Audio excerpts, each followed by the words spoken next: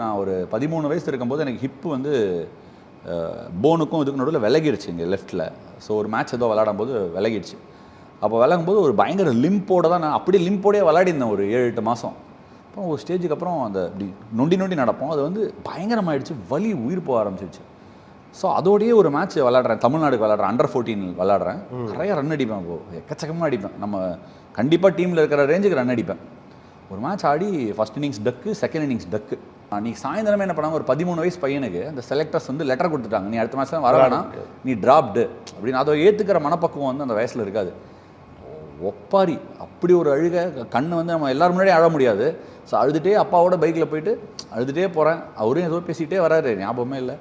வீட்டுக்கு போயிட்டு எங்கள் அம்மா இருந்தாங்க, அப்படியே ஒரு ஓரமாக உட்காந்து வந்தாங்க. என்னடா ஆச்சு அப்படின்னாங்க. இந்த மாதிரி 2 மேட்ச் முட்டை அடிச்சிட்டேன், ட்ராப் பண்ணிட்டாங்க, 2 இன்னிங்ஸ்லையும் அவுட் ஆகிட்டேன், இது அவ்வளோதான், எனக்கு படிப்பும் வரல சுமாராக, ஏன்னா இதை நம்பி மட்டையை தூக்கின்னு போயாச்சு.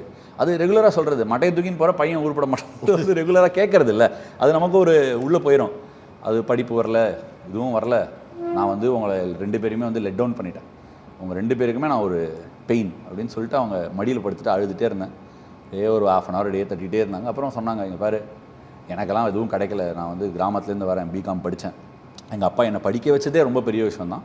ஆனால் இன்றைக்கி வந்து நான் வந்து ஒரு ஆஃபீஸ்க்கு போகிறேன், நீ தைரியமாக எழுந்து ஓடு, எனக்கு இருக்கிற ஒரே பையன் நீ தான், உனக்கு கிரிக்கெட் தான் விளாட்னாலும் கிரிக்கெட்டே விளாடு, உனக்கு ஆப்ரேஷன் பண்ணணுமா ஆப்ரேஷன் பண்ணிடலாம், உனக்கு இது பண்ணணுமா பண்ணிடலாம், ஆனால் நாளைக்கு நீ திரும்பி பார்த்து எங்கள் அப்பா அம்மாவோ நானோ முயற்சி பண்ணலைங்கிறத வந்து நீ சொல்லிடக்கூடாது. நீ வந்து ஒன்றுமே இல்லாமல் போனாலும் நான் சாகிறதுக்குள்ளே உனக்கு எவ்வளோ காசு சேர்த்து வைக்குமோ சேர்த்து வச்சுட்டு போய்ட்றேன் அப்படின்னு ஒரு லைன் சொல்லிட்டாங்க. ரொம்ப பவர்ஃபுல்லாக ஃபீல் பண்ணேன். எப்படின்னா அழுகாது வருது, இப்போ கூட சொல்லும் போது எனக்கு சோக்கம், ரொம்ப பெரிய விஷயம் சொல்கிறது.